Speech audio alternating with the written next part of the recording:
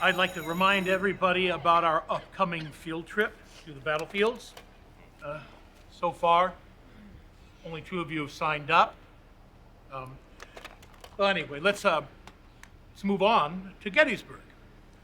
At Gettysburg, the Union soldiers, they fought bravely on, giving their lives so that we may enjoy the freedoms that we have today. Bullshit. Do you have something to say, Mr. Ernswiler? Excuse me? No. It seems that you do. Well, come on, isn't your analysis a tad simplistic? I mean, maybe for a second-grade history class, fine. But to characterize the Civil War as some moral struggle, sir, that's a joke.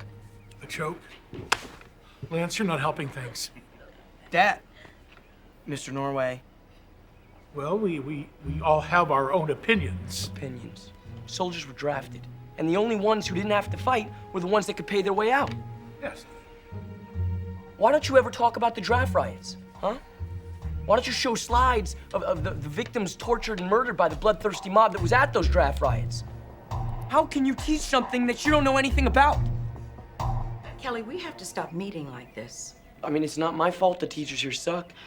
Listen, I know that some of the teachers around here can be pretty trying for you sometimes, but you've got to learn to work in the system, not against it. Why is that? Because growing up is a hard enough process as it is. Is that what your box of tissues is for?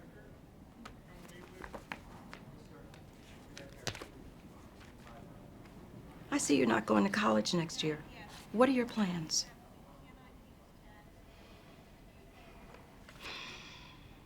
How am I going to get through to you? Well, advertising executives use status and sex to appeal to my demographic.